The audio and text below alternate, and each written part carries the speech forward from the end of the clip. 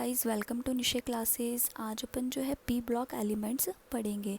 उसके अंदर अपन जो है बोरोन फैमिली को डिस्क्रिप्शन से पढ़ेंगे, उस जो कि अपने ग्रुप 13 से आती है। So let's start.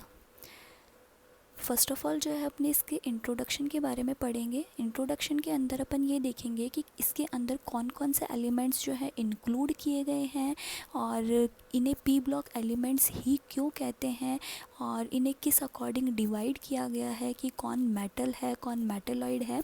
ठीक है, तो अपन देखते हैं कि जैसे कि सामने आपको पीरियोडिक टेबल के एक पार्टीशन के रूप में जो एलिमेंट्स नज़र आ रहे हैं जो कि राइट हैंड साइड में प्रेजेंट है। ये पीरियोडिक टेबल के अंदर भी राइट हैंड साइड में ही प्रेजेंट होते हैं।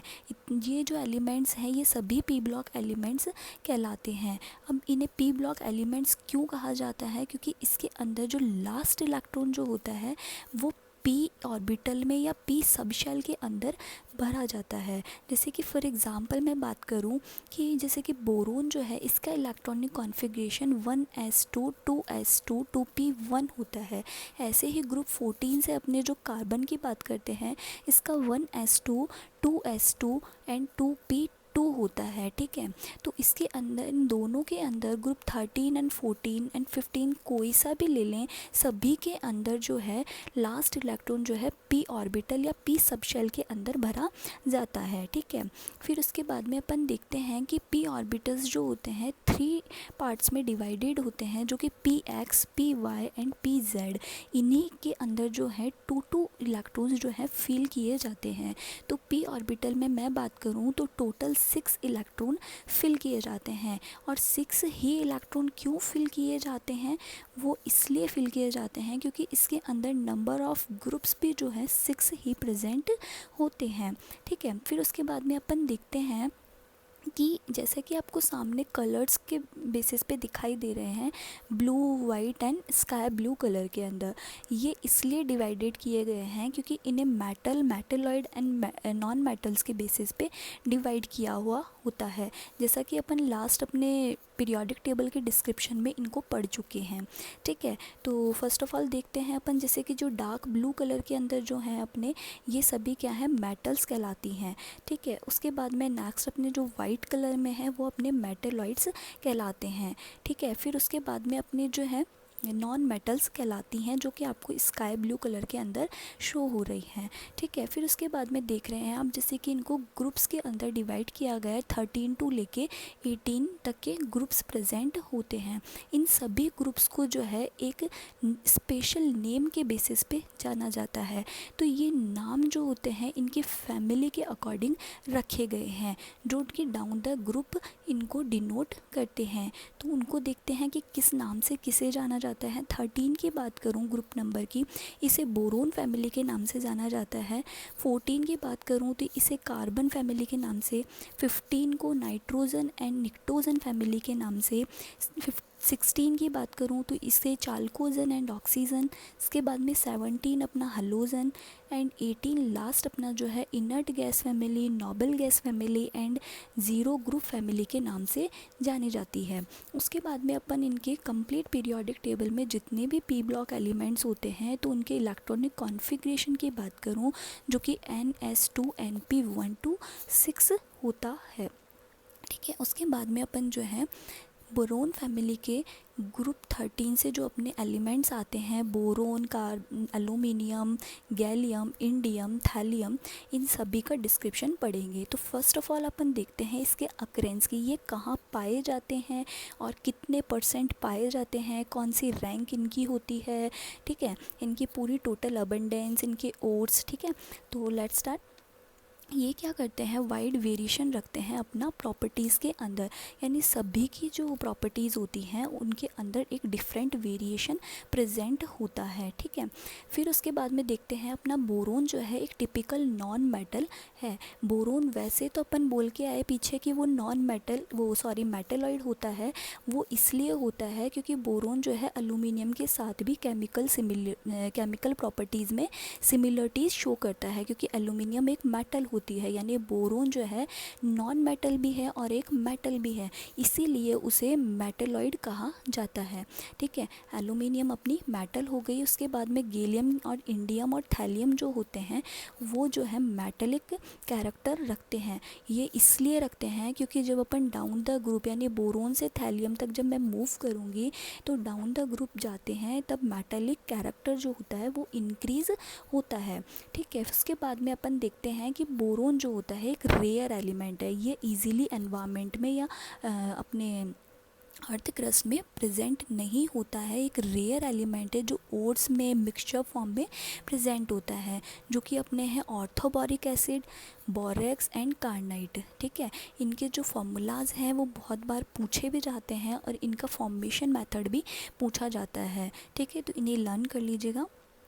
फिर उसके बाद में इनकी अबंडेंस की बात कर रहे हैं बोरोन की, जो कि 0.001% से भी कम होती है अर्थ क्रस्ट के अंदर। ठीक है, फिर उसके बाद में अपन इनके आइसोटॉप की बात करें तो इसके 2 आइसोटॉप प्रेजेंट होते हैं, जो कि 10 बोरोन 11 बोरोन, जिसमें अपना जो 11 बोरोन जो है वो 81% प्रेजेंट होता है अर्थ क्रस्ट में। उसके बाद में एल्यूमिनियम की बात करूँ, उसकी अबंडेंट जो होती है वो मोस्ट अबंडेंट मेटल है, जो कि 3rd नंबर पे प्रेजेंट होता है अर्थ क्रस्ट के अंदर। जो ऑक्सीजन एंड सिलिकॉन के बाद में 3rd नंबर पे अपने सबसे ज़्यादा पाई जाने वाली मेटल होती है एल्यूमिनियम। ठीक है, फिर बॉक्साइड और क्रायोलाइट जो हैं इसके इम्पॉर्टेंट क्या होते हैं, मिनरल्स होते हैं एल्यूमिनियम के। फिर इंडियम, थैलियम एंड गैलियम की मैं बात करूँ, ये लेस अबंडेंट मेटल होती है अपने नेचर के अंदर। ठीक है, फिर उसके बाद में अपन देखते हैं इनकी फ़िज़िकल प्रॉपर्टीज़, जिसमें फर्स्ट जो अपनी फ़िज़िकल प्रॉपर्टी है वो है इलेक्ट्रॉनिक कॉन्फ़िगरेशन। अपन बोरोन का डिस्क्रिप्शन पढ़ रहे हैं तो इसके अंदर इलेक्ट्रॉनिक कॉन्फ़िगरेशन भी अपन बोरोन की फैमिली का देखेंगे, जो कि general electronic configuration NS2 NP1 होता है। इसके बाद में आपको नीचे टेबल दिख रही है जिसके अंदर इनके सभी के element, symbol, atomic number and electronic configuration नज़र आ रहे हैं। जिसमें एटॉमिक नंबर की मैं बात करूं, जैसे इन्हें अपन जो है मैजिक नंबर के बेसिस पे देखते हैं कि 5 के अंदर 8 ऐड करा 13, फिर 18 31, फिर उसके बाद में 18 ऐड करा तो 49, फिर 32 ऐड किया तो 81 मिलता है। ठीक है, तो अपन जो है इस बेसिस पे इनके एटॉमिक नंबर को लर्न कर सकते हैं। फिर इलेक्ट्रॉनिक कॉन्फ़िगरेशन की मैं बात करूं तो बोरोन जो है अपना सेकंड पीरियड में प्रेजेंट होता है, इसलिए 2s2 2p1। एल्यूमिनियम जो है 3rd पीरियड में, ये 4th पीरियड में, ये 5th में एंड ये 6th पीरियड में प्रेजेंट होता है, इसलिए इनके इलेक्ट्रॉनिक कॉन्फ़िगरेशन इस अकॉर्डिंग लिखे जाते हैं। ठीक है, फिर उसके बाद में अपन देखते हैं एटॉमिक रेडियाई की बात करते हैं, जो कि अपना सेकंड फिजिकल प्रॉपर्टी है। एटॉमिक रेडियाई जो होती है ऑन जब अपन डाउन द ग्रुप मूव करते हैं तो वो क्या होती है, एटॉमिक रेडियाई इंक्रीज़ होती है। ऐसा इसलिए होता है क्योंकि नंबर ऑफ शेल क्या होते हैं वो इंक्रीज़ होते हैं। ठीक है, क्योंकि साइज़ इंक्रीज़ होगा तो नंबर ऑफ शेल इंक्रीज़ होंगे। बट इसके अंदर एक एक्सेप्शन प्रेजेंट होता है कि जो गैलियम होता है उसकी जो एटॉमिक रेडियाई है वो कम होती है एल्यूमिनियम से। ऐसा इसलिए होता है जैसे कि एल्यूमिनियम की 143 होती है और गैलियम की 135 pm होती है। ऐसा इसलिए होता है क्योंकि गैलियम के पास जो होते हैं वो अपने 3D इलेक्ट्रॉन्स जो होते हैं वो प्रेजेंट होते हैं, जिनकी वजह से इनका साइज़ जो होता है छोटा हो जाता है, इसलिए इसकी जो है एटॉमिक रेडियाई भी कम होती है। ठीक है, फिर उसके बाद में देखते हैं अपन आयनाइजेशन एनर्जी। आयनाइजेशन एनर्जी की मैं बात करूं तो down the group ionization energy size बढ़ने के साथ में आयनाइजेशन एनर्जी डिक्रीज़ होती है। अगर डाउन द ग्रुप मैं मूव कर रही हूँ, अगर उसका साइज़ बढ़ेगा तो आयनाइजेशन एनर्जी जो होगी वो घटेगी। ठीक है, यानी डिक्रीज़ होगी। तो बोरोन जो है उसका साइज़ सबसे छोटा है, इसलिए उसकी आयनाइजेशन एनर्जी भी जो है वो मैक्सिमम होगी। फिर उसके बाद में अपन देख रहे हैं कि गैलियम की जो आयनाइजेशन एनर्जी होती है वो ज़्यादा होती है एल्यूमिनियम से। जैसा कि अपन ऊपर पढ़ के आए कि उसकी साइज़ क्या होती है, गैलियम की छोटी होती है, इसकी वजह से एटॉमिक रेडियस भी उसकी छोटी होगी और इसी वजह से गैलियम की जो है आयनाइजेशन एनर्जी ज़्यादा होती है, क्योंकि इसके पास में जो है 3D इलेक्ट्रॉन्स प्रेजेंट होते हैं और वो लेस इफ़ेक्टिव शील्डिंग इफ़ेक्ट रखते हैं। ठीक है, फिर उसके बाद में अपन देखते हैं कि थैलियम की जो आयनाइजेशन एनर्जी है वो ज़्यादा होती है इंडियम से, क्योंकि इसके अंदर क्या होता है, इन सभी के पास D and F electrons present होते हैं। इनकी जो होती है जिसकी वजह से चार्ज जो है, इनका न्यूक्लियर चार्ज जो होता है वो बढ़ जाता है और इनकी स्क्रीनिंग इफ़ेक्ट भी कम हो जाती है, जिससे इनका साइज़ जो होता है थैलियम का वो कम हो जाता है और इसीलिए इसकी आयनाइजेशन एनर्जी जो होती है वो भी मैक्सिमम हो जाती है। ठीक है, फिर उसके बाद में अपन देखते हैं कि इलेक्ट्रोनेगेटिविटी, ठीक है, जो कि अपना फोर्थ टॉपिक है।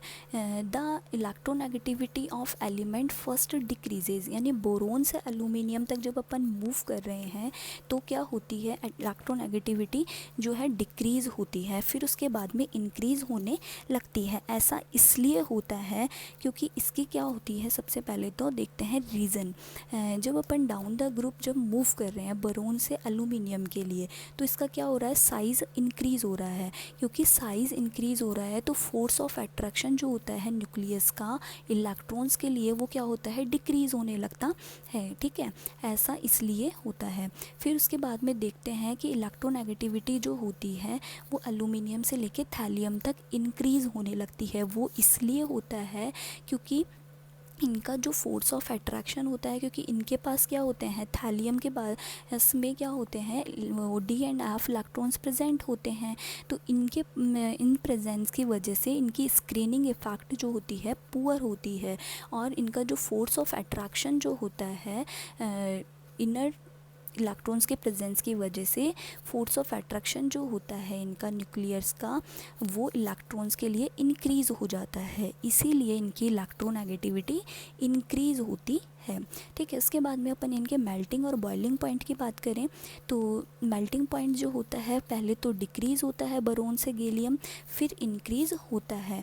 वो इसलिए होता है क्योंकि स्ट्रॉन्ग क्रिस्टलाइन लैटिस के होते हैं। ठीक है, फिर उसके बाद में देखते हैं कि बोरोन जो होता है हाई मेल्टिंग पॉइंट रखता है और गैलियम जो होता है लो मेल्टिंग पॉइंट रखता है, जो कि 303 केल्विन होता है। उसके बाद में अपन देखते हैं बॉइलिंग पॉइंट जो होता है वो डिक्रीज़ होता है with increasing atomic number. Atomic number increase होगा बोरोन टू थैलियम, तो बॉइलिंग पॉइंट डिक्रीज़ होगा। फिर उसके बाद में नेक्स्ट अपन देखते हैं ऑक्सीडेशन स्टेट। ये इम्पॉर्टेंट है, यहाँ से क्वेश्चन बहुत बार पूछा जाता है, जो आप इसको अच्छे से समझिएगा। बोरोन जो है अपने +3 ऑक्सीडेशन स्टेट में मिल जाएगा, एल्यूमिनियम भी +3 में और अपने गैलियम +3 में, इंडियम अपने +3 एंड +1 दोनों में मिलता है एंड थैलियम जो है अपने +1 ऑक्सीडेशन स्टेट में ही मिलता है और इसकी +1 ऑक्सीडेशन स्टेट ही जो है स्टेबल होती है, +3 ऑक्सीडेशन स्टेट इसकी जो है अनस्टेबल होती है। ऐसा क्यों होता है, इनर्ट पेयर इफ़ेक्ट की वजह से। ठीक है, फिर उसके बाद में अपन देखते हैं +3 ऑक्सीडेशन स्टेट जो बोरोन की होती है ये सभी जो है कोवलेंट कंपाउंड का फॉर्मेशन करते हैं। एल्यूमिनियम जो होती है अपनी हाइलो इलेक्ट्रोपॉजिटिव मेटल्स होते हैं।